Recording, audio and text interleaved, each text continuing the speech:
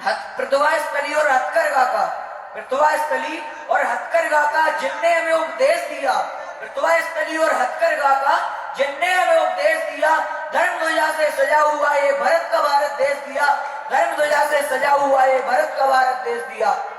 कि इंडिया नहीं भारत वो लोग का, कि इंडिया नहीं भारत वो लोग का जिनने हमें उपदेश दिया, इंडिया नहीं भारत वो लोग का जिनने हमें उपदेश दिया, मातृभाषा का मान बढ़ाकर जन जन का कल्याण किया, मातृभाषा का मान बढ़ाकर जन जन का कल्याण किया।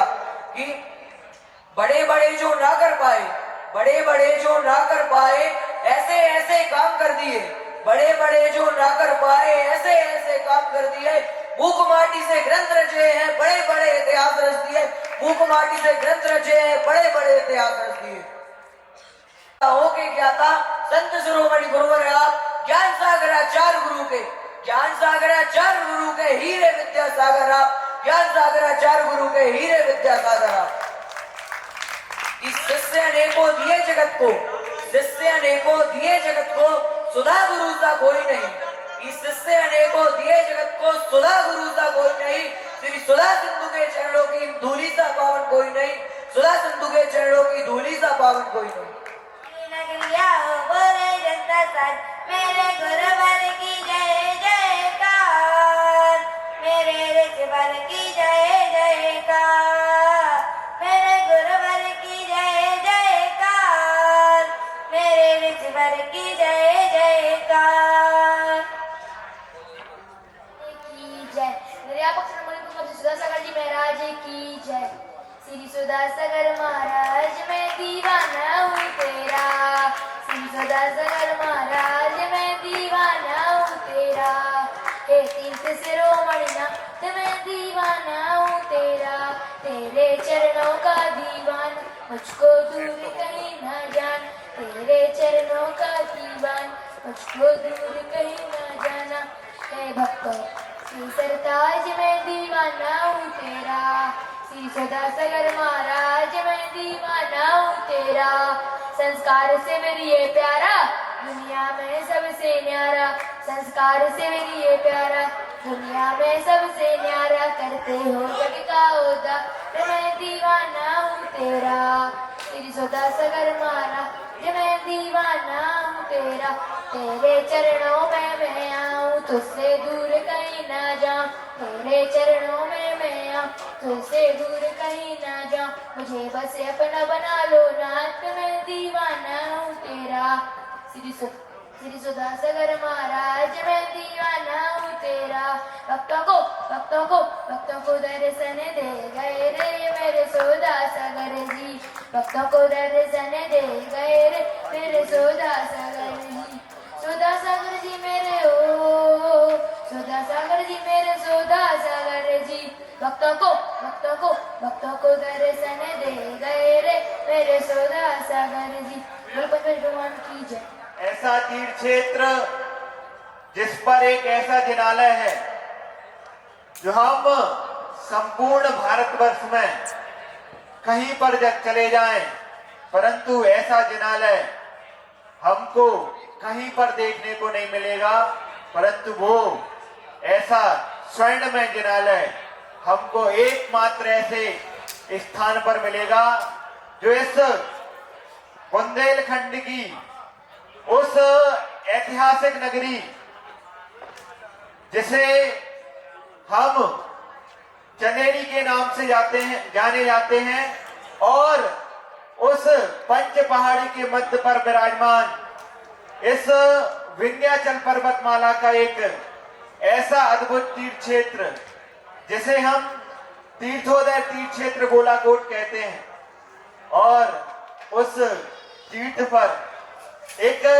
ऐसी महाशक्ति हम सबके बीच विराजमान है जिनको हम इस युग के प्रथम तीर्थंकर भगवान देवादिदेव आदिनाथ स्वामी की ऐसी मनोज्ञ मूर्ति, ऐसे मनोज्ञ जिनबिंब जिसके दर्शन मात्र से हमारे जीवन के सारे संकट कट जाते हैं, जिसके दर्शन मात्र से हमारे जीवन में सुख एवं समृद्धि की लहर दौड़ जाती है।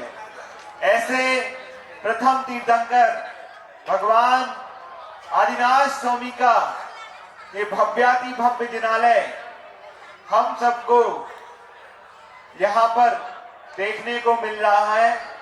यह तीर्थोदय तीर्थ क्षेत्र की पावन धरा पर पूज्य गुरुदेव के आशीर्वाद से आज संपूर्ण भारतवर्ष में एक ऐसी त्रिकाल चौबीसी का निर्माण इस अतुल्य तीर्थोदय पर होने जा रहा है, जिसमें हम सबको देखने को मिलेंगे भूत, भविष्य और वर्तमान तीनों कालों के तीनों तीर्थंकरों के भगवान के जिनबिंब के दर्शन हमको इस तीर्थोदय तीर्थ क्षेत्र गोलाकोट की इस पावन धरा पर ऐसे जिनालय जो संपूर्ण जिनालय मार्बल के होंगे और उनमें जो प्रतिमाएं होंगी वो भी व्हाइट मार्बल की होंगी।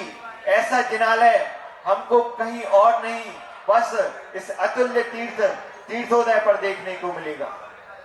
और इस तीर्थोदय की पावन धरा पर हम सभी को जैसे ही हम इस तीर्थ क्षेत्र की पावन भूमि पर प्रवेश करेंगे और प्रवेश करते ही हम सबको अपनी उन चक्षुओं से देखने को मिलेगा एक विशाल सिंह द्वार, जिसको देखते ही मात्र से हम सभी के मन में अत्यंत हर्ष और उमंग की लहर दौड़ जाएगी। केवल जगत पूज्य निर्यापक संत हम सबके भगवान मुनि पुंगव गुरुदेव सुधा सागर जी महाराज की, केवल हम सबके भगवान निर्यापक संत मुनि पुंगव गुरुदेव सुधा सागर जी महाराज की, समस्त मुनि संघ की जयकारा गुरुदेव का, जयकारा गुरुदेव का, जयकारा गुरुदेव का। सभी भक्तगण अपने अपने स्थान पर बैठ जाएं। हम सबके आराध्य जगत पूज्य निर्यापक संत मुनि पुंगव गुरुदेव हम सबके मध्य में विराजमान हो चुके हैं। अंधु कॉलोनी से पधारे हुए वहां की कमेटी के अध्यक्ष, मंत्री एवं तीर्थोदय तीर्थ क्षेत्र गोलाकोट की समस्त प्रबंध कारिणी समिति से निवेदन है कि आज का जिज्ञासा समाधान और हमारे कमलेश्वर अतिशय क्षेत्र के भी अध्यक्ष मंत्री आए हैं, वो भी दीप प्रज्वलन कर आज का चित्रनावण एवं दीप प्रज्वलन कर और आज का श्री चरणों में बारंबार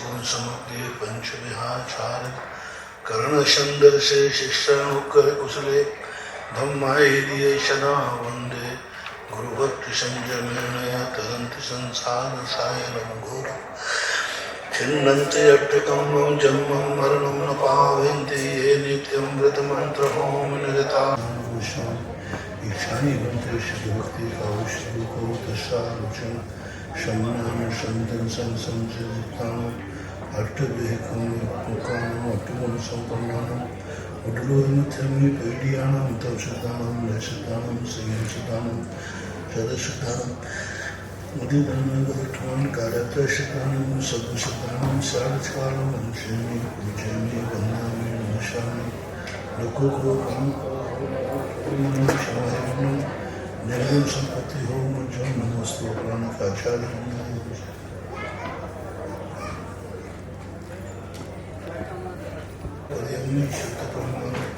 भोग भुगे चुरियाय चिर सुप्त थे धम कहानी चार चारों मंचे में पूजन में बंधा में हमेशा में दुखों को कमों को भोला हो सूर्य में शमाय में जन्म संपत्ति हो मज्जन नमोस्तु प्राण का आचार्य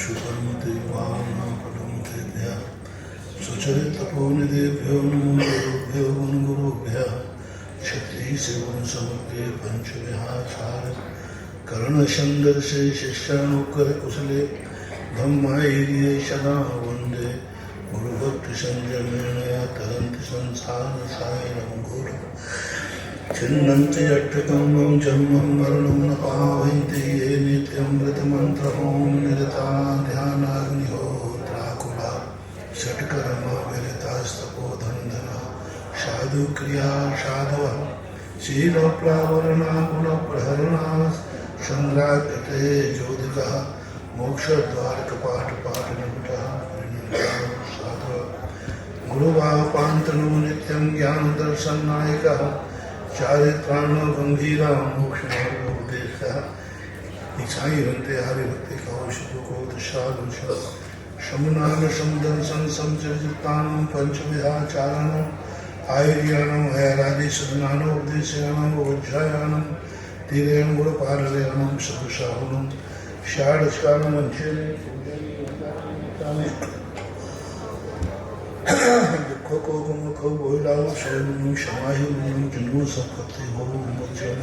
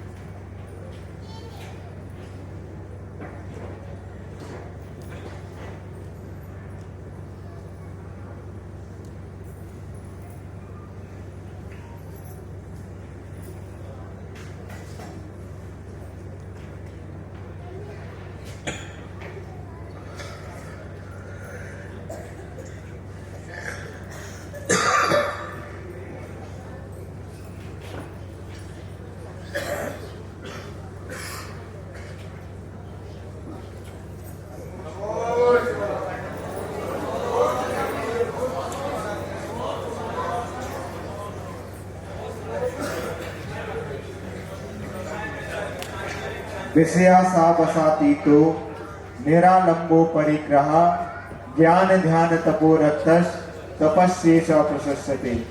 ब्रह्मांड के देवता परम पूज्य संत श्रोमणी आचार्य भगवंत गुरुदेव विद्यासागर जी महाराज के परम आज्ञानुवर्ती शिष्य जगत पूज्य निर्यापक श्रमण मुनि पुंगव गुरुदेव सुधा सागर जी महाराज का बहुचर्चित कार्यक्रम जिज्ञासा समाधान के ऑनलाइन सत्र के लिए पूज्य गंभीर सागर जी वर्णी महाराज के श्री चरणों में इच्छामी इच्छामी इच्छामी जगत की समस्याओं का समाधान के लिए जगत पूज्य के श्री चरणों में जिज्ञासा रखी। सभी श्रोतागण एवं जिज्ञासु उस श्री को नमोस्तु करें। नमोस्तु महाराज जी, नमोस्तु महाराज जी, इच्छामी महाराज जी, इच्छामी महाराज जी। अक्षर जैन जयपुर से पूछते हैं, पूज्य गुरुदेव के चरणों में कोटेशन नमन। गुरुदेव, हम इतिहास पर नजर डालते हैं तो हमारे जैन दर्शन का काफी हिरास किया गया, तो इसका कारण बाहरी आक्रमण था या हम अपने अस्तित्व की रक्षा करने में असफल रहे, क्योंकि संख्या बल ही बाहुबल है और हम संख्या में कम थे। इस इतिहास से सबक लेते हुए हमें क्या सुधार करना चाहिए? कभी भी हो, कोई भी गलती होने पर दूसरे को दोष देना मेरी नीयत में नहीं। घर में चोर घुस गया, चोरी कर लिया, मैं चोर को दोष नहीं देता हूं, कहीं ना कहीं हमारी असावधानी रही। 90% असावधानी से होती है दुर्घटनाएं। एक्सीडेंट भी 90% असावधानी से होते हैं। तो ये जिस प्रकार की घटनाएं घटी, हम कहीं ना कहीं दोषी हैं। हम अल्पसंख्यक क्यों हुए? सारी दुनिया हमारी थी, सारी दुनिया में राज्य हमारा था। एक समय वो था कि सारी दुनिया जैन थी। चंद्रगुप्त जैन दर्शन के अनुसार वो भी जैन थे, मुनि दीक्षा ली। जब भारत का सम्राट जैन था, ठीक है, अन्य लोग अपना मानते हैं कि वो अंतिम सम्राट थे, भारत सम्राट थे, वो उनके इतिहास के अनुसार। लेकिन जैन इतिहास के अनुसार भारत का जो सम्राट बना चंद्रगुप्त है, वो भद्रबाहु स्वामी से दीक्षा ली। शिलालेख भरे पड़े हैं उनके चंद्रगुप्त के। तो जब ये सारा संसार अपना था, इतना बड़ा भारत का सम्राट अपना था, तो अल्पसंख्यक क्यों? कहीं ना कहीं से कोई ना कोई कमी तो रही, और उस कमी का कारण कितने रहे हैं इनकी गणना नहीं की जा सकती। जब हमारी कमजोरी होती है तभी सामने वाला आक्रमण करता है। आक्रमण करने वाला बलजोर पे आक्रमण नहीं करता, कमजोर पे करता है। ये सबसे बड़ा मूर्खता मानी जाती है। युद्ध अलग चीज है, युद्ध हमेशा बराबरी वाले से किया जाता है, लेकिन आक्रमण हमेशा कमजोर पे किया जाता है। लेकिन आताताई शक्तियों ने जैनियों को कमजोर माना, इसलिए जाकर के उन्होंने उसका लाभ उठा लिया। ऋषभदेव ने जैनियों को 80 का उपदेश दिया था। यदि जैनी क्षत्रिय बने रहते तो आज जैन धर्म भारत का सर्वश्रेष्ठ धर्म होता। क्षत्रिय बनते, इस पर ऋषभदेव ने लिखा कि रक्षा करने के लिए क्षत्रिय बनना पड़ेगा, क्षत्रिय ही रक्षा कर सकता है। ऋषभदेव ने क्षत्रिय बनाए इसलिए थे जो इस सृष्टि के धर्म और धर्मात्माओं की रक्षा करें, और क्षत्रिय बिना रक्षा हो नहीं सकती। और क्षत्रियता जैनों ने छोड़कर सब बनिया बन गए। जैनी बनिया थे ही नहीं, जैनी तो क्षत्रिय थे। जितनी आज वर्तमान में जैन जातियों का है, इनकी मूल अतीत परंपरा उठाओ, ये सब राजाओं की संतानें हैं। कोई भी जितने भी जैन के, चाहे वो खंडेलवाल हो, जायसवाल हो, परवार हो, गोलापुर हो, बहेरवाल हो, जो भी हैं, ये सबके मूल स्रोत राजा रहे और राजा वो क्षत्रिय थे।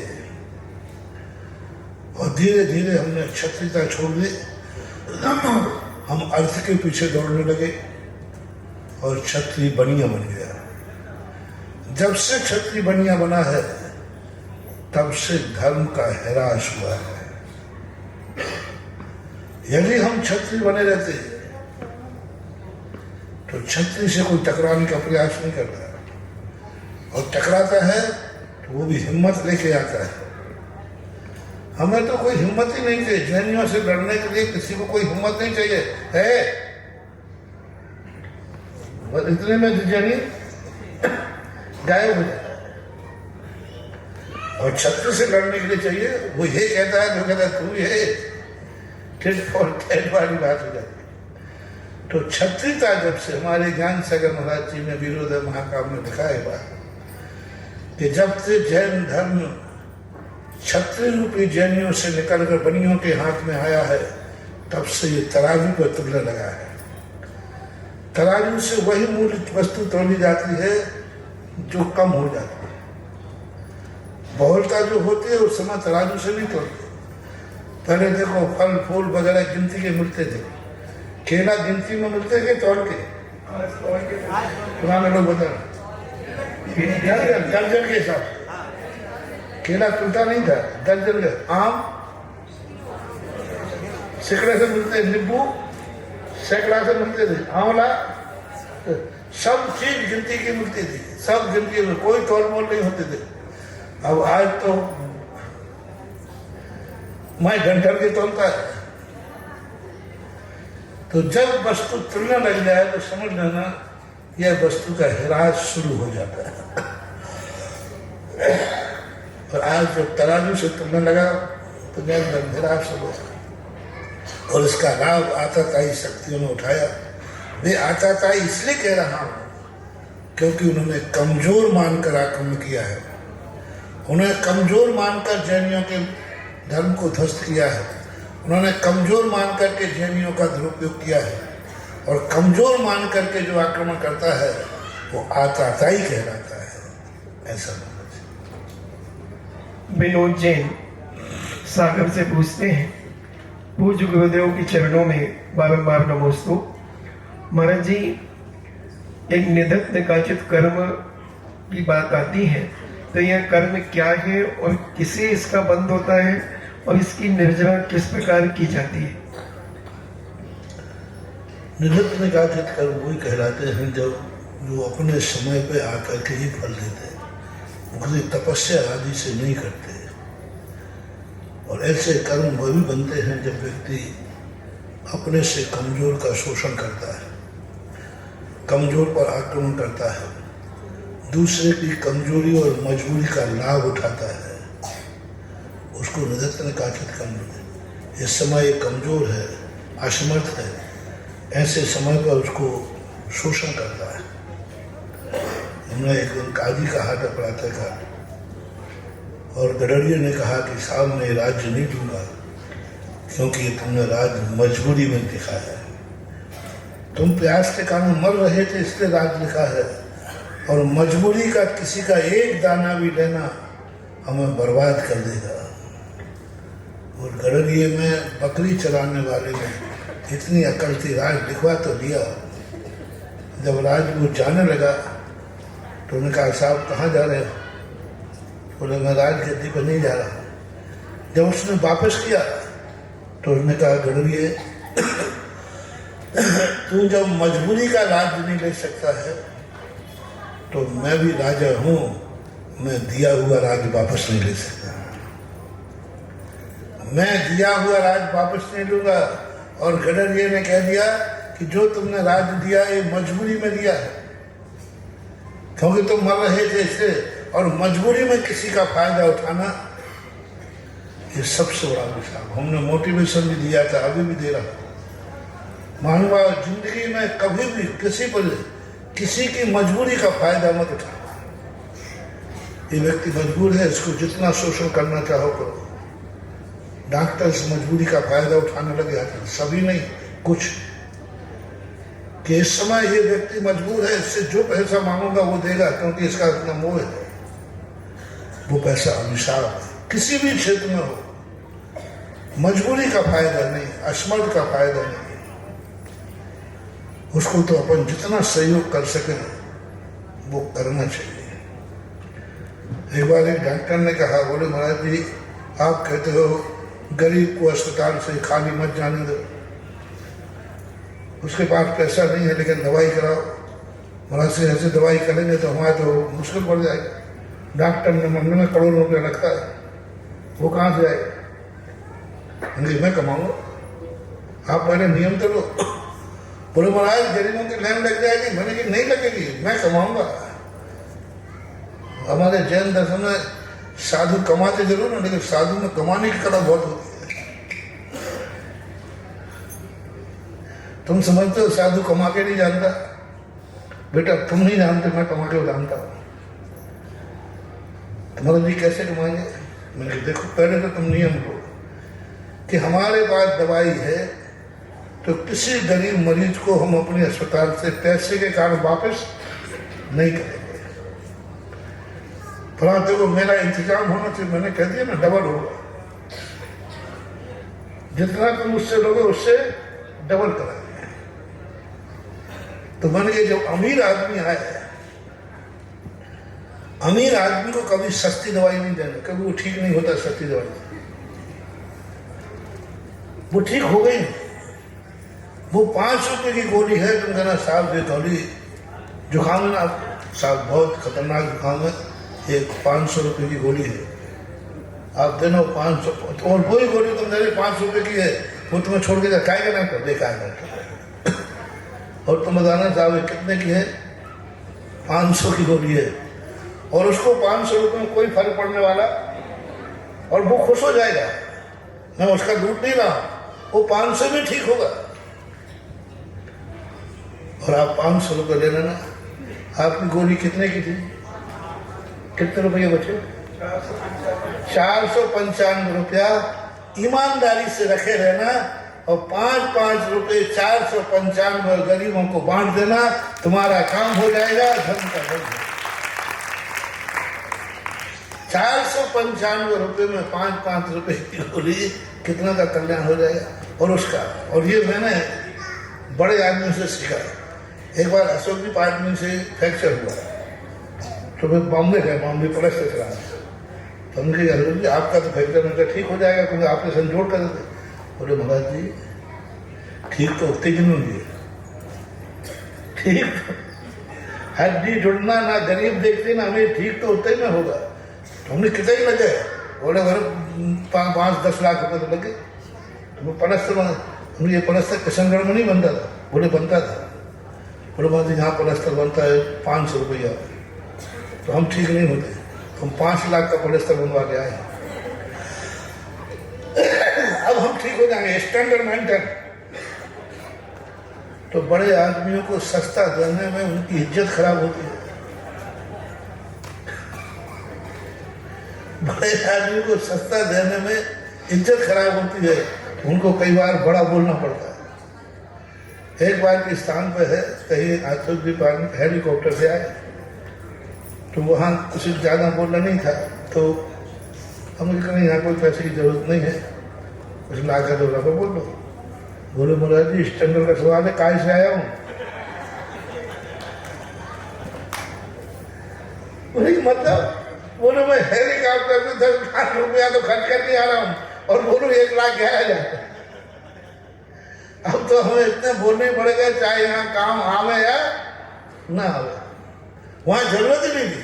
बोलो नहीं यहाँ तो बोलना पड़ेगा, आपके काम आवे या नहीं आवे, आप भली कहीं और करवा देना, लेकिन माइक पे तो हमें नाम।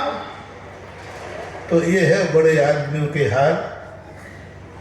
तो ये तरीका होता है। इस तरीके से यदि हम अपने जीवन को करें, असमर्थता का कभी लाभ नहीं लेना, असमर्थता को कभी मजबूर आदमी का फायदा नहीं उठाना। बहुत खतरनाक अभिशाप होता है, वो देता नहीं है, अभिशाप लगता है। सागर चंद जैन कोटा से पूछते हैं, पूज्य गुरुदेव के चरणों में कोटिशन नमन। गुरुदेव, 3 लोक में त्वष्णाली के बाहर जो निकुट क्षेत्र है उसमें केवल निगोदिया जी भी पाए जाते हैं अथवा 5 स्थावर, और यदि 5 स्थावर पाए जाते हैं तो क्या सूक्ष्म और बादल दोनों पाए जाते हैं? दोनों पाए जाते हैं। निष्कुट स्थान छोटा सा स्थान है, कोई ज़्यादा बड़ा नहीं है। 5वें स्वर का स्थान होता है। आप पैर फैला के खड़े हो जाएं और कमर पे हाथ रख दें तो ये योनि का स्थान पड़ता है। यहाँ एक एंगल बनता है 3 लोक में, इसी आकार का, जैसे अपनी योनि का मोड़ है इसी आकार का एक एंगल बनता है लोक में। ऊपर ऊर्ध्व लोक में 5वें स्वर के एंगल पे आता है जहाँ लोकांतिक देव रहते हैं। उसी सीध में एक ट्रायंगल बनता है, वहाँ पर 5 स्थावर उत्पन्न होते हैं, बादरवी और सूक्ष्म। तो स्थावर में निगोदिया भी हो सकता है, 5 स्थावरों में पृथ्वी काय भी हो सकता है, ऐसा कोई भी बादल भी हो सकता है, सूक्ष्म हो सकता है। 3 लोक में बस वही छोटा सा स्थान ट्रायंगल पड़ता है, बाकी सब जगह 2 मोड़े से काम चल जाता है। वहाँ जाने वाला जीव 3 मोड़े लेता है। टीकमचंद जैन भीलवाड़ा से पूछते हैं, पूज्य गुरुदेव को नमस्ते। गुरुदेव, एक नीति कहें या सुक्ति कहें आती है, पेड़ गिरने से क्या फायदा, आम खाने से मतलब रखो, इसका क्या अर्थ होता है? इसका अर्थ है कि हम छोटे छोटे कार्यों के लिए दुनिया भर की पंचायत करते हैं। क्या होगा, कैसा होगा? अरे भाई, तुम्हें इससे क्या मतलब? तुम्हारे लिए लाभ हो रहा है कि नहीं? तुम्हारा काम हो रहा है कि नहीं? कई लोगों की नुक्ताचीनी कहलाती है। 5 रुपए का कपड़ा लेना है और नुक्ताचीनी का, साहब आप मुझे बताओ सूरत कब गए थे? उस समय ट्रेन का किराया क्या था? और ये माल कब तारीख पे आते?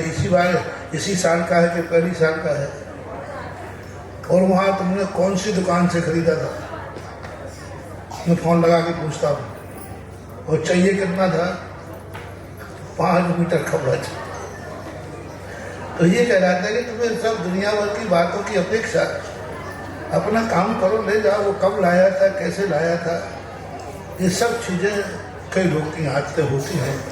इसलिए कहते हैं आम से मतलब है कि गुठली से। कई लोग मेरे से बात करते हैं, महाराज जी आप पहले ये बताओ आपका कौन सा जादू है? हमने तुम्हें आम से मतलब है गुठली से। तुम्हारा काम हो रहा है कि नहीं? हाँ हो रहा है। तो बस अब क्या है कि तुम पंचायत में पढ़ रहे हो? तो ये कहलाता है व्यर्थ में अपना समय खराब करना होता है। ऐसा योगा निर्यापक संत मुनि पुंगा गुरुदेव सुधा सागर जी महाराज की जय। शंकाओं का तूफान थमेगा जब ज्ञान के सागर बोलेंगे। हर बंद ताला किस्मत का अब गुरुवर उत्तर खोलेंगे। संशय की धूप देखकर आप अपने जीवन में अब समाधानों की छांव मिलेगी सुधा सागर जी के चरणों में। शंकाओं की समाधान की छांव मिलेगी सुधा सागर जी के चरणों में।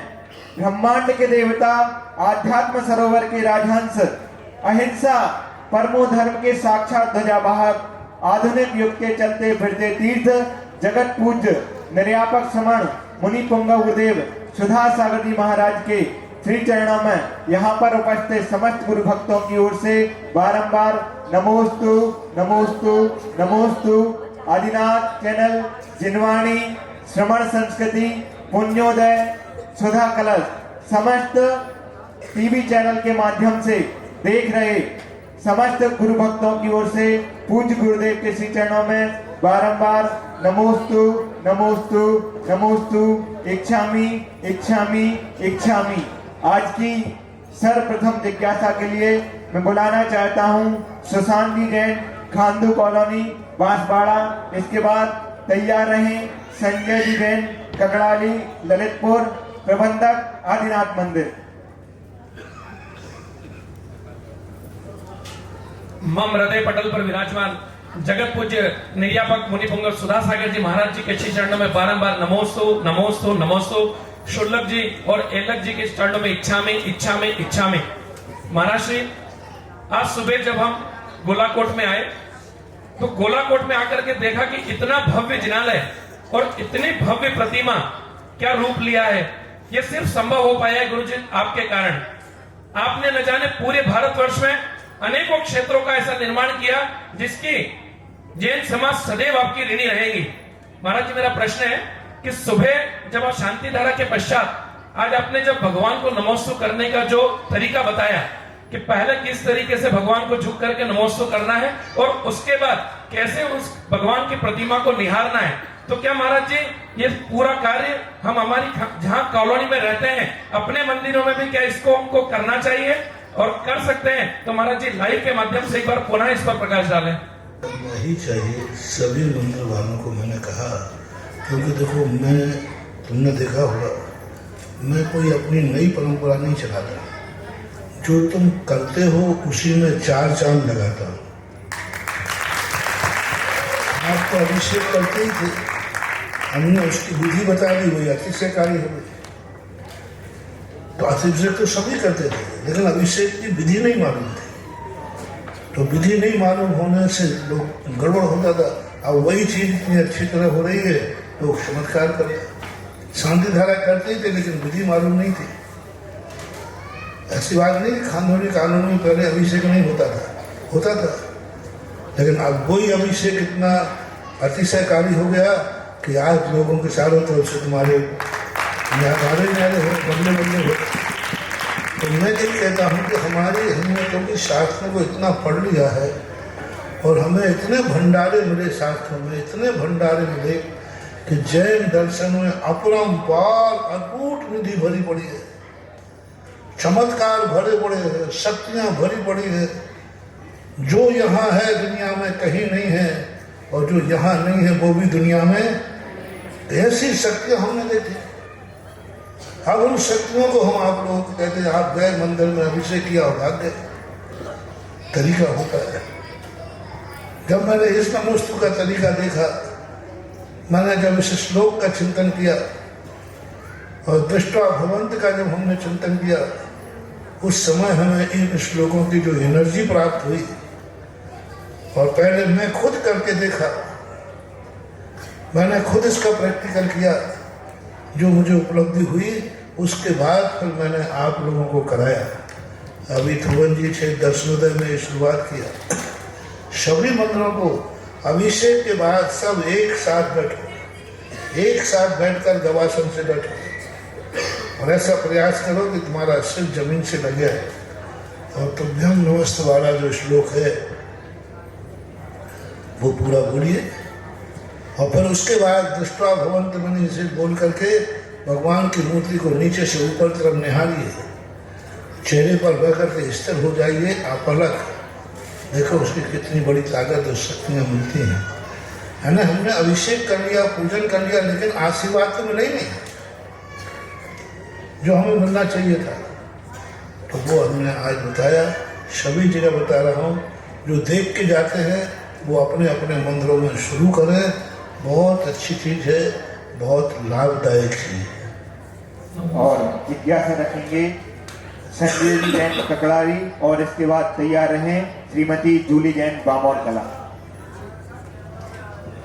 श्री 1008 मुनि पुंगव निरापकाचार्य श्री सुधा सागर जी महाराज के चरणों में त्रिवार नमोस्तु नमोस्तु नमोस्तु। वर्णी जी एवं एलक जी के चरणों में इच्छामि इच्छामि इच्छामि। महाराज जी, श्री जी हमारे पैतृक ग्राम ककड़ारी जिला ललितपुर में श्री 1008 पार्श्वनाथ जी दिगंबर जैन मंदिर जी करीब 500 वर्ष पुराना है, जिसका जीर्णोद्धार हम सभी समाज जन ने कुछ वर्ष पूर्व करवाया था। महाराज जी कुछ समाज श्रेष्ठी मंदिर जी में यक्ष की प्रतिष्ठा करवा रहे हैं। यक्ष की प्रतिष्ठा करवाना आगम अनुसार सही है क्या, एवं हम सभी समाज पर इसका क्या प्रभाव पड़ेगा? नमोस्तु महाराज। यक्ष की जैन दर्शन में प्रतिष्ठा नहीं। मैं सारी दुनिया से पूछ चुका हूँ कि आप लोग जो यक्ष यक्षिणी या कुछ भी बैठाते हैं, इनमें मंदिर में इनका स्थान कहाँ है बताओ। पूरे अकृत्रिम चैत्यालय सब छान मारे, भगवान कहाँ बैठेंगे, कौन से स्थान में, सब वर्णन है। लेकिन ये क्षेत्रपाल पद्मावती यक्ष यक्षिणी कहाँ बैठेंगे, इसका कोई आगम में स्थान नहीं। पूरे मंदिर में कहीं स्थान नहीं है। सबसे पूछूंगा कैसे मूर्ति का स्थान है कि गर्भालय में बैठती है, ऐसे इनका स्थान कहाँ है कि बाजू बैठाने, कहाँ बैठाने, कौन सा स्थान है। कोई स्थान आज तक हमारे लिए कोई जवाब नहीं दे पाया। दूसरी बात, जैसे मूर्तियों की प्रतिष्ठा पाठ है, मंत्र है, अभी तक मूर्ति ये थी, अब मूर्ति की प्रतिष्ठा विधि, यक्ष यक्षिणी की क्षेत्रपाल पद्मावती की प्रतिष्ठा विधि क्या है। जैसे मूर्ति की प्रतिष्ठा विधि है, इनकी प्रतिष्ठा विधि क्या है, कौन सा मंत्र है, कौन सा न्यास है, कौन सा क्या है, आज तक कोई आगम में बताओ। अब तुम नई चीज से बता दो तो मतलब नहीं। इनकी प्रतिष्ठा विधि क्या है, यक्ष यक्षिणी आदि की, किस मंत्र से माफ करें कि आज से ये यक्ष यक्षिणी हो गए। कोई मंत्र नहीं मिला आज तक कोई दुनिया में। हमने तो जितना देखा कि कभी किसी ने, और सबसे पूछा जो मानने वाले थे उन्होंने पूछा, बोले भगवान के साथ इनकी प्रतिष्ठा हो जाती है। भाई भगवान के साथ होती कहाँ होती है। समोषण में इनके पार्श्व भाग में बैठे रहते हैं। पार्श्व भाग क्या कहलाता है, भगवान का समोषण रखता है तो बाजू में जैसे बॉडी गार्ड खड़ा रहता है ना, ऐसे उनका स्थान होता है। तो समोषण का स्थान यदि आप मानते हो तो फिर समोषण के स्थान में तो चतुर्मुखी मूर्ति होती है। उनमें कहीं फिर इस समोषण के स्थान पर अकृत्रिम चैत्यालय में बताओ कहाँ है। तो देवत छंद में पूजवा रहती है, सवाचार्य मनमत त्रिलोक अनुमति में लिखा है कि देवत छंद कहलाता है। ये पीठ का है, ये पीछे वाला जो हिस्सा होता है इसको देवत छंद बोलते हैं। इस देवत छंद में सनत कुमार जाति के और लक्ष्मी या सरस्वती की आकृति यहाँ बनाई जाती है देवत छंद में। यानी वो पूजनी नहीं, वंदनीय नहीं, परिकर के अंदर। आपने पुराने परिकरों में देखा होगा, वो यक्ष यक्षिणी बने रहते, माला लिए, कोई कुछ लिए, तो वो देवत छंद कहलाता है। वहाँ मिला। अलग से मंदिर में स्थापना करने का आज तक कोई जैन आगम में देखने में नहीं आया। सबसे पूछा तो भी देखने में नहीं आया।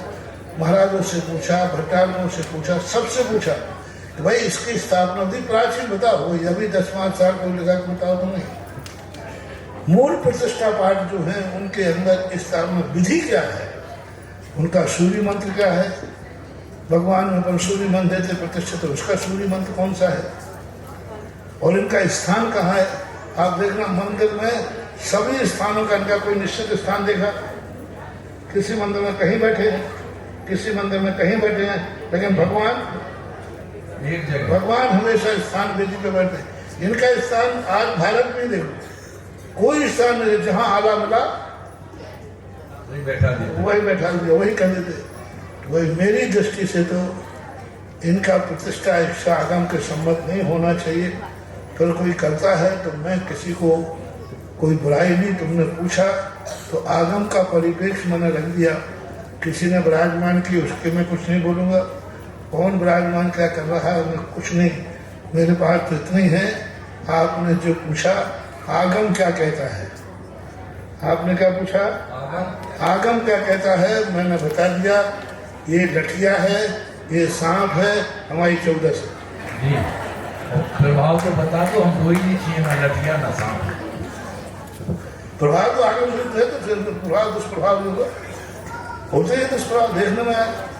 क्योंकि लोग जिन्होंने भगवान की पूजा के स्थान को उसमें पूजा में, क्योंकि संसारी व्यक्ति तो दुखी है, लोभी है, और लोग ये कहते हैं कि भाई इनके माध्यम से मिलता है, तो लोग वहीं टूट पड़ेंगे जिन्होंने भगवान बैठे रहेंगे। तो आसाधना का दोष लगेगा और उन मंदिरों के अतिशय भी खत्म हो जाते हैं। और फिर उनकी पूजा करने वाला जो दातार होता है, जो होता है, वो भी उसका भी पुण्य क्षय हो जाता है। क्योंकि देवादि देव के सामने असंयमी की पूजा, देवादि देव जिनेंद्र भगवान के सामने असंयमी को नमस्कार। देखो ये लोग जितने भी यक्ष यक्षिणी होते हैं ये सब असंयमी हैं। और शास्त्रों में आया है कि मंदिर में असंयमी को जय जिनेंद्र करना भी आसाधना है। 84 आसाधनाएं लिखी हैं, उनमें लिखा है कि मंदिर में है। हालांकि आसाधनाएं बाद में हिंदी कारों के रूप में आई, फिर भी उसमें जिनेंद्र भगवान के मंदिर में असैवी को जय जिनेंद्र भी नहीं करना चाहिए, चाहे आपका सगा रिश्तेदार आ जाए, कोई भी कितने बड़ा आ जाए। मंदिर की जो सीमा, मंदिर का जो जहाँ भगवान दरबारा है या बैठे, वहाँ जय जिनेंद्र असैवी को नहीं करना। जब असैवी को जय जिनेंद्र करने का भी निषेध है, फिर असैवी की आरती उतारना, पूजा चढ़ाना, उनको अर्घ चढ़ाना, ये कहाँ तक भगवान के सामने संभव है? जब अपने रिश्तेदार को जय जिनेंद्र करना भी, क्योंकि वो असैवी है, असैवी को जय जिनेंद्र करना मना है, तो उनके सामने बैठकर मंदिर में वहीं भगवान के सामने उनकी पूजा हो रही, ये भी असैवी है। पूजा हो रही, आरती हो रही, अर्घ चढ़ रहा है, तो फिर नियम से जिनेंद्र देव की आसाधना का दोष आएगा, और दोष तो दोषी होता है। तो जो आगम सम्मत बात थी वो मैंने कह दी। बाकी दुनिया में क्या हो रहा है, कौन क्या कर रहा है, इसके संबंध में मैं कुछ भी नहीं बोल सकता हूँ। वो फैसला आपको करना है, स्वयं आपको निर्णय लेना है। जगत पूज निर्यापक श्रवण मुनि पुंगव सुधा सागर जी महाराज के चरणों में देवोदय सच्चे देवगढ़ सकल जैन समाज ललितपुर की ओर से कोटशा नमोस्तु। वर्णी जी के चरणों में क्षामी, ऐलक जी के चरणों में क्षामी। गुरुदेव, आपने ऐसा अच्छा समाधान यहाँ दे दिया जिससे विवाद कई जगह और होने थे, शायद अब नहीं होंगे। बस आपकी असीम अनुकंपा से मेरे परिवार पर जो विपत्तियाँ आनी थीं बड़े अच्छे से आराम से टल गई। मैं आपका बहुत शुक्रगुजार हूँ। ईश्वर ने बेशकीमती रत्न गिनती के बनाए हैं, इनमें से एक सबसे कीमती रत्न आप हमारे बीच आए हैं। रोशन हो गया गोलाकोट आपके आने से, यूं ही आते रहना हम सब भक्तों के बुलाने से, हम सब भक्तों नमोस्तु गुरुदेव, नमोस्तु। और जिज्ञासा रखेंगी श्रीमती चूनी जैन, और इसके बाद तैयार रहे मनोज जी चौधरी, महायज्ञ नायक खनिया धाना पंच कल्याण प्रतिष्ठा महामहोत्सव एवं सकल दिगंबर जैन समाज खनिया धाना। मेरे आराध्य गुरुवर के चरणों में तेरवा नमोस्तु नमोस्तु नमोस्तु। पूज्य श्री रापत सागर जी महाराज जी के चरणों में तेरवा नमोस्तु नमोस्तु नमोस्तु। वर्णी जी एवं समक्ष लग्नी के चरणों में इच्छामी इच्छामी इच्छामी। हे भगवान, हमारी काकी जी अष्टम प्रतिमाधारी थी और उनका अभी सिद्ध क्षेत्र में, सिद्ध से शिखर जी में भाव सागर, धर्म सागर महाराज जी, दुर्लभमती माता जी यारिका और अनंतमती माता जी, आदर्शमती माता जी, ऐसी सभी संघ की 60-62 माता जी के सानिध्य में उनका समाधि पूर्वक, समता पूर्वक समाधि मरण हो गया है। महाराज जी जब तक किसी का मरण होता है तो वहाँ जाते हैं तो जब तो लगता है ऐसा कि हाँ संसार असार है, सबको मरना है, और तब तक वैराग्य सा रहता है, और फिर घर आते हैं तो बस वैसा ही हो जाता है सब। तो हमेशा क्या करें जो घर में भी समतापूर्वक सब। तो जिनके साथ ज्यादा रहोगे वह संस्कार ज्यादा पड़ेगा। 24 घंटे घर में रहते तो घर का प्रभाव ज्यादा रहता है, यह सुशांत वैराग्य कहलाता है। फिर भी कभी कभी ऐसा मौका है, उसी समय उसका लाभ उठा करके तुरंत आगे कदम बढ़ा देना चाहिए। भगवान हमारा भी ये सब प्रभु की शरण। जिज्ञासा रखेंगे मनोज जी चौधरी, महायज्ञ नायक।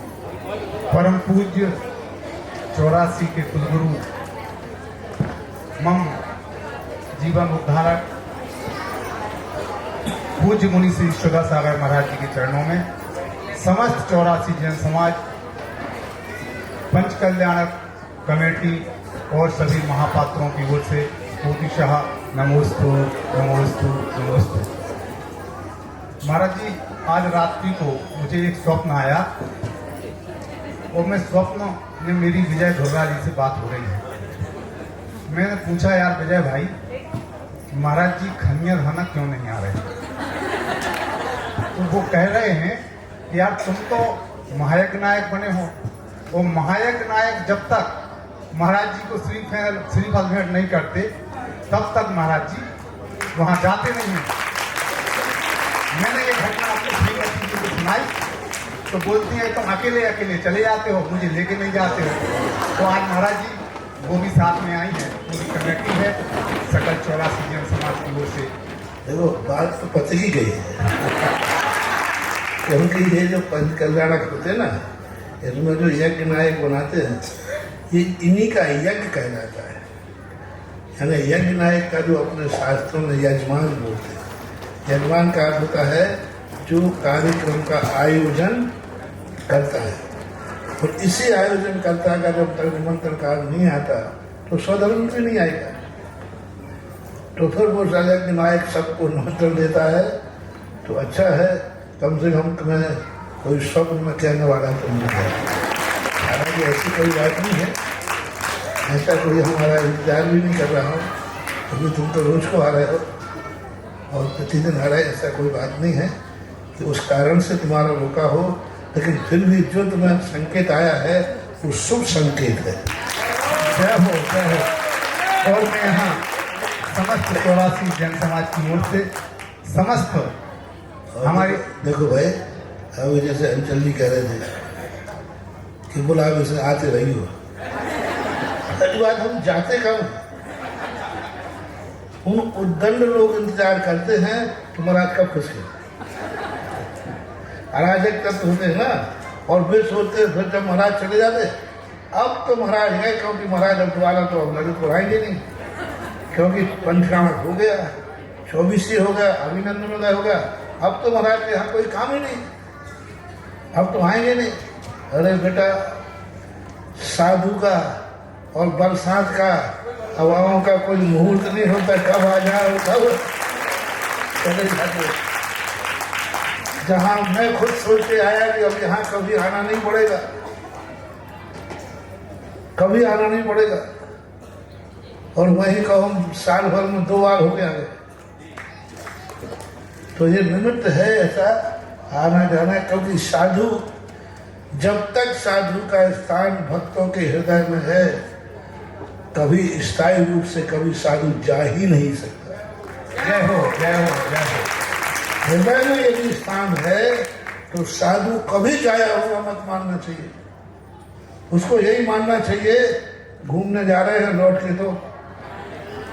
और हर भक्त को हर स्थान को जो जो जिनके साथ गुरु मानते हो उन गुरुओं के सबके लिए एक मानना चाहिए, मेरा साधु मेरे हृदय में है, वो कहीं जा ही नहीं सकता।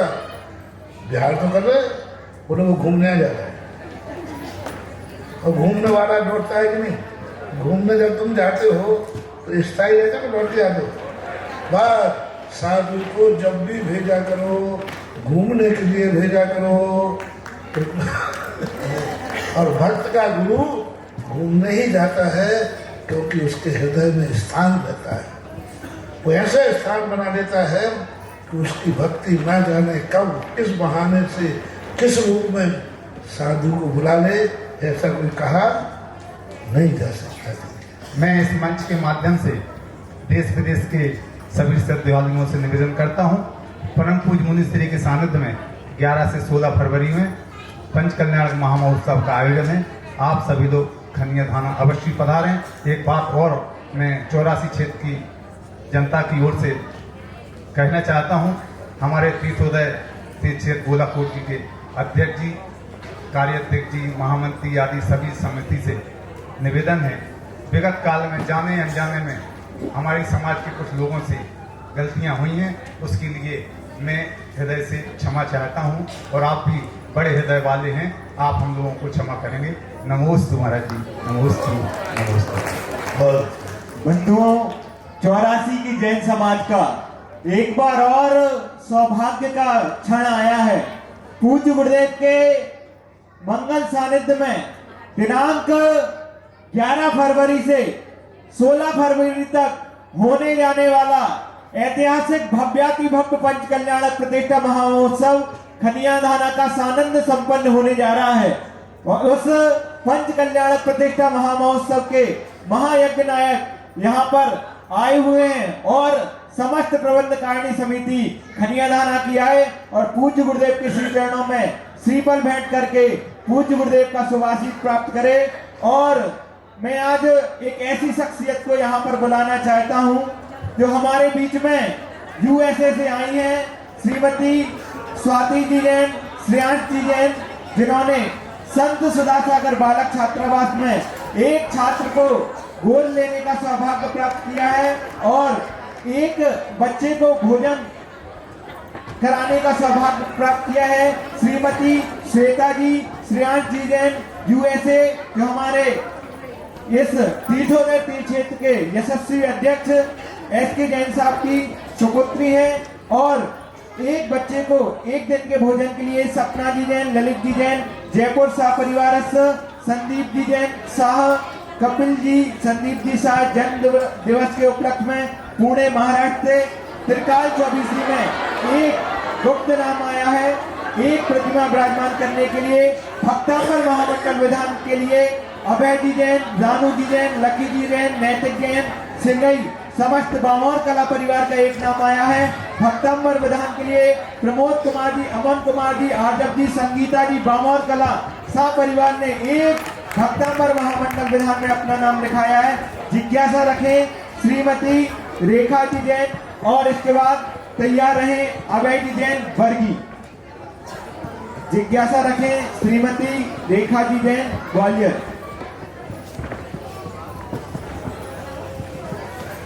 पूज्य गुरुदेव, अभी बाबू मनोज जी चौधरी ने कुछ बात कही है।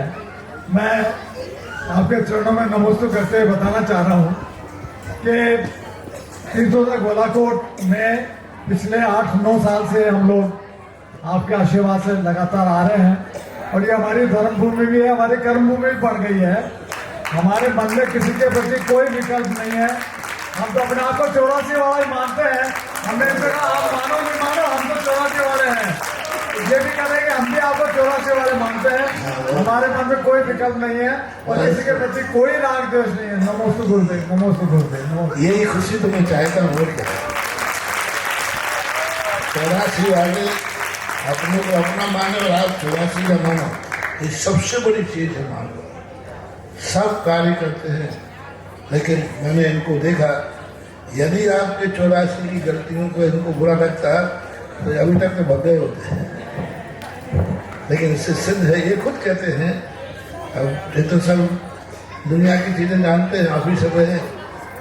बोला जहाँ संसार होता है वहाँ थोड़ी बहुत नईसी बिसी।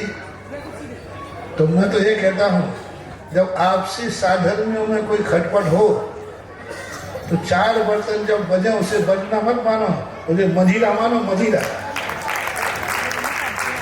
2 मजीरे होती ना, तो टकराते हैं तो वो टकराना क्या होता है, ध्वनि निकलती है।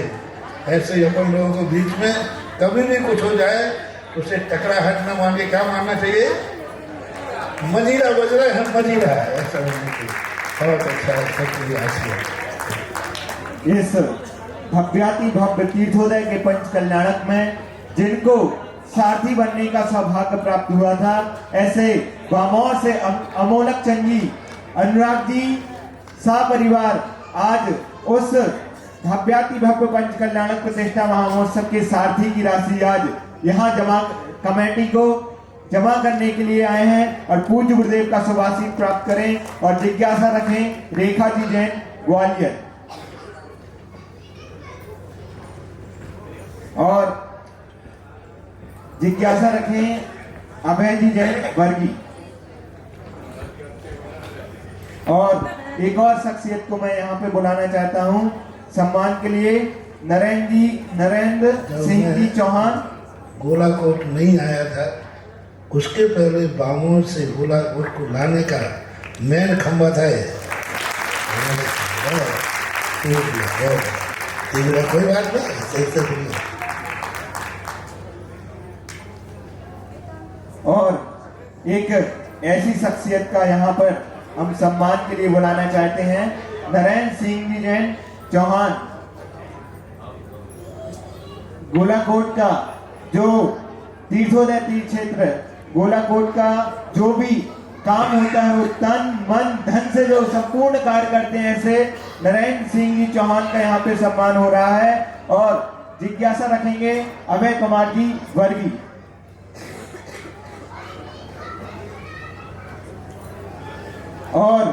इस 84 जैन समाज का ऐसा बड़ा नगर जिसे हम खनिया धाना कहते हैं, उस नगर का भव्याति भव्य पंच कल्याणक पूज्य गुरुदेव के मंगल सानिध्य में दिनांक 11 फरवरी से 16 फरवरी तक होने जा रहा है। इस भव्याति भव्य पंच कल्याणक प्रतिष्ठा महामहोत्सव में हम सब भी इंद्र बनकर, पात्र बनकर अपने जीवन को धन्य बनाए। ऐसे शाही पंच कल्याणक में हम भी अपने जीवन को इंद्राणी बनकर अपने परम सौभाग्य को जगाएं। जिज्ञासा रखेंगे अभय कुमार जी बरगी। हे गुरुवर श्री पुंगव महा सदा सागर जी महाराज के चरणों में नमोस्तु नमोस्तु। एरक वर्णी जी के चरणों में इच्छामी इच्छामी, समस्त एरक वर्णी के चरणों में इच्छामी इच्छामी। हे गुरुवर, मेरा प्रश्न है, गृहस्थ जीवन में धर्म का कितना महत्व जरूरी है? क्या गृहस्थ धर्म में पालन करने से सात्विक धर्म को कोई हानि तो नहीं होती? हमको इसके बीच क्या समन्वय रखना चाहिए और मेरी जिज्ञासा का समाधान कीजिए। धर्म का कोई परसेंटेज नहीं होता। धर्म का कितना महत्व गृहस्थ है, कितना मुनि का है, क्योंकि सभी का धर्म अपने आप में नियत है, निश्चित है। गृहस्थ को कितना धर्म करना चाहिए, ना उससे कम ना अधिक। मुनि महाराज को कितना धर्म करना चाहिए, ना अधिक ना कम, सब बनाया हुआ है। इसलिए गृहस्थ धर्म को जो बनाया है वह अपने आप में गृहस्थी का पूर्ण धर्म होना चाहिए, और धर्म कभी तुम्हारी गृहस्थी में बाधक बनता ही नहीं है। लोगों की ये धारणा बन गई है कि धर्म से हमारी गृहस्थी बाधित होगी। नहीं, धर्म से तुम्हारी गृहस्थी संभलेगी। हाँ, स्वच्छंदता जरूर बाधित होगी, अय्यासी जरूर बाधित होगी, अनैतिकता जरूर बाधित होगी, गलत कार्य जरूर बाधित होगी। तुम जो अय्यासी करना चाहते हो वो जरूर धर्म नहीं करने देगा। और आजकल के लोग यही कहते हैं कि हमारी स्वतंत्रता में बाधक नहीं बनना चाहिए। आज बहू सासू के अंदर कुछ नहीं, वो बोले गलती क्या है, बोले हम कभी भी यहाँ क्यों टोकती, कहाँ गई, बस इतनी सी कमी है। बल्कि ये नहीं समझ रही है कि सासू का टोकना हमारे लिए कितना हित का है। धर्म बस यही कहता है तुम ये नहीं कर सकते क्योंकि इससे तुम्हारी जिंदगी का विनाश है। धर्म उन कार्यों को रोकता है जिससे तुम्हारी जिंदगी नाश को प्राप्त होती है। लोग उसे पसंद नहीं करते, लेकिन धर्म तुम्हारी जिंदगी को संभालता है, गृहस्थी को संभालता है। जैन दर्शन में यदि धर्म के अनुसार गृहस्थी चलाएगा तो उसके दोनों हाथ के लड्डू हैं, इधर संसार भी सज जाएगा और परमात्मा भी सज जाएगा। बस क्योंकि महावीर स्वामी ने गृहस्थों का धर्म ऐसा बनाया है जिससे गृहस्थी के संचालन करने में कहीं बाधा नहीं है, कहीं भी बाधा नहीं है। बस स्वच्छंदता जरूर बाधा होगी, उससे हमारे लिए नुकसान है। इसलिए गृहस्थ पूरा धर्म पाले, कितना पाले कितना नहीं पाले ये कोई तराजू नहीं है कि तौल के पाले। जितना है गृहस्थ का वो पूर्ण पाले, उसी में गृहस्थी की भलाई है। जिज्ञासा रखेंगी कुमारी जैनिका जैन, और इसके बाद तैयार रहेंगे इंजीनियर आर.के. जैन बिलासपुर, सकल दिगंबर जैन समाज चरुआ खेड़ा कमेटी। महाराष्ट्री के चरणों में कोटि कोटि नमोस्तु। ऐलक जी सुलभ जी के चरणों में इच्छामी इच्छामी इच्छामी। महर्षि, मेरा प्रश्न ये है कि अपन ने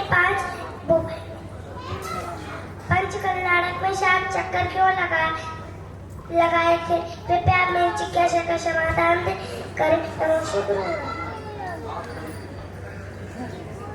अब 7 परिक्रमाओं का एक नियोग है, क्योंकि सप्तम पृथ्वी को पार करके भगवान अष्टम पृथ्वी को प्राप्त हुए हैं। तो 7 चक्कर है, 7 पृथ्वी में चक्कर लगाते लगाते अब व्यक्ति भगवान अष्टम पृथ्वी को प्राप्त हुए।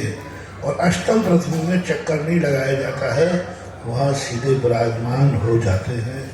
ऐसे कई पर्पस हो सकते हैं, 7 तत्व के संबंध में होते हैं।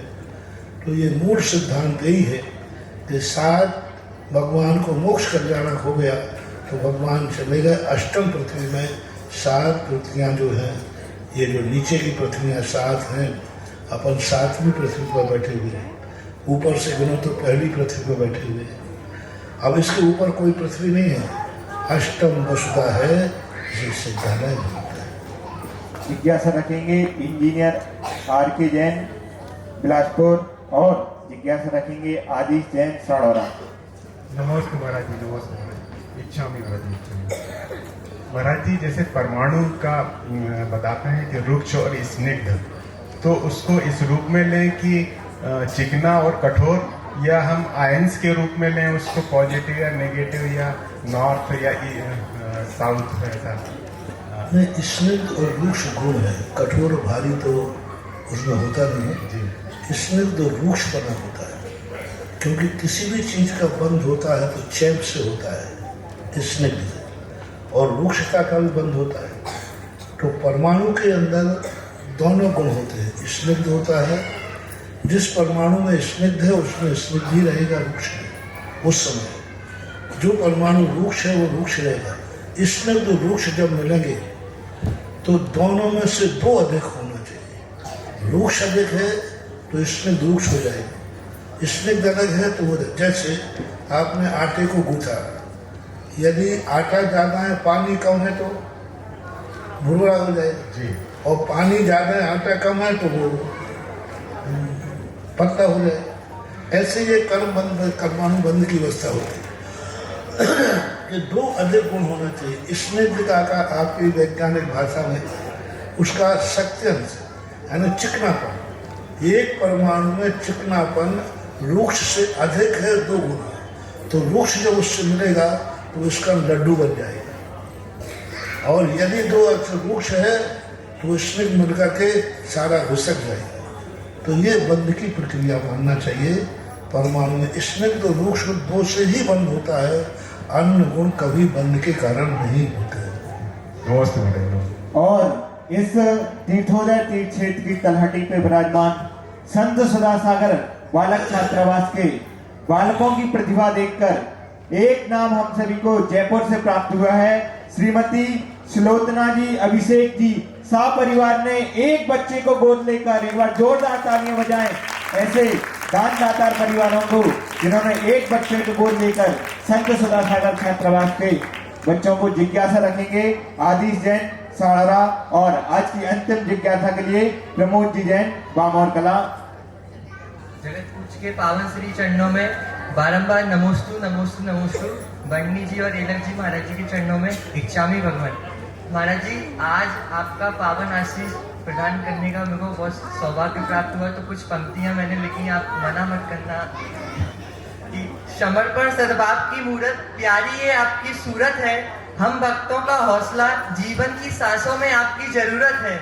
आपकी वाणी का जो तेज है, आपकी वाणी का जो तेज है, प्रखर विख्यात आनंदित है।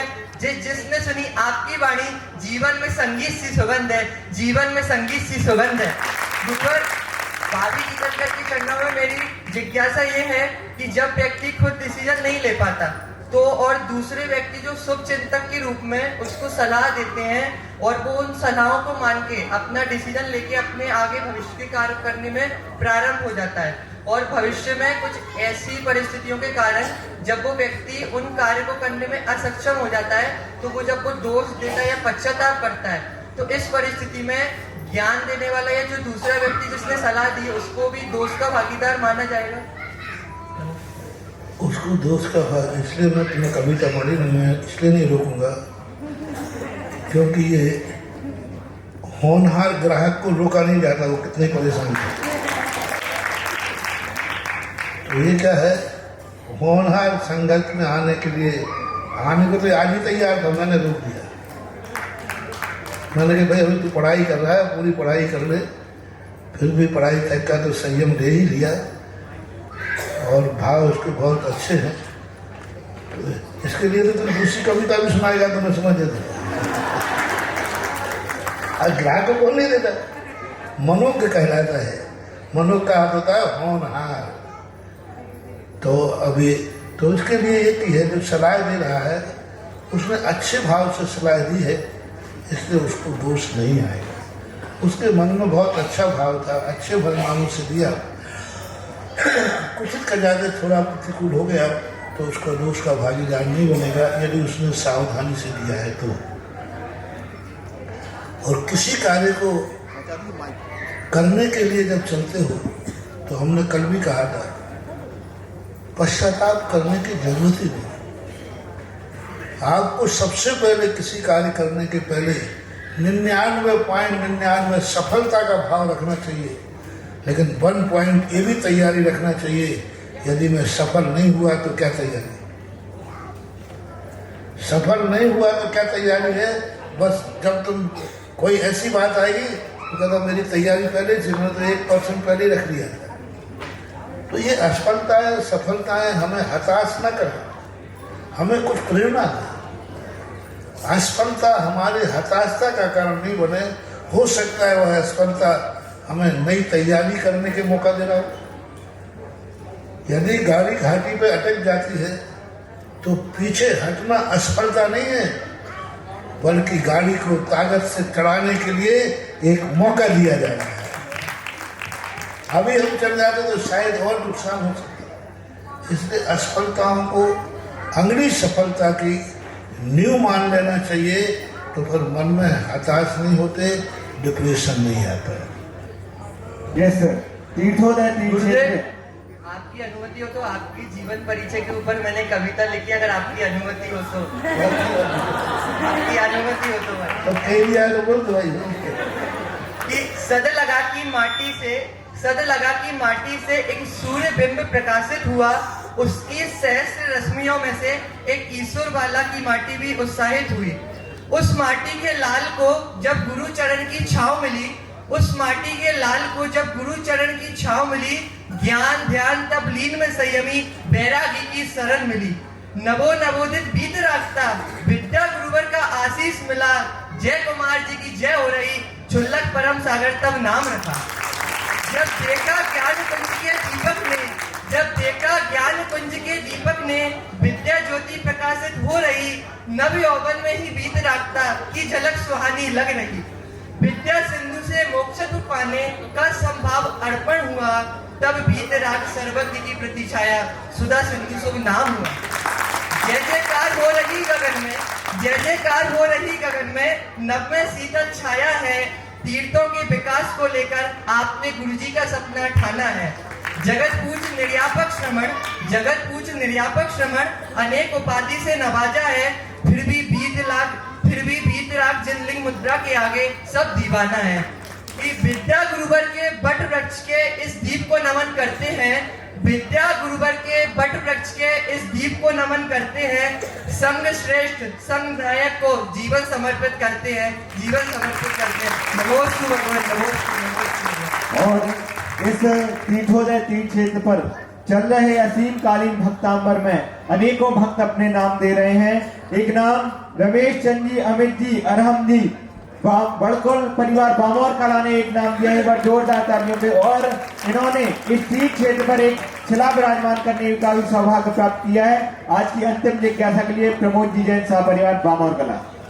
नमोस्तु नमोस्तु महाराज, जगत पूज के चरणों में नमोस्तु, निरापद सादा जी के महाराज चरणों में नमोस्तु नमोस्तु, वर्णी जी एवं सभी अलग के चरणों में इच्छा में महाराज जी, आज हमारे परिवार को आपका 90 भक्ति पूरा करने का सौभाग्य प्राप्त हुआ है। नमोस्तु, बहुत महाराज बहुत ही प्रसन्नता हुई, आज बहुत ही प्रसन्नता हुई, अब कुछ कह नहीं सकते, सबको दीदी पे क्वेश्चन करें।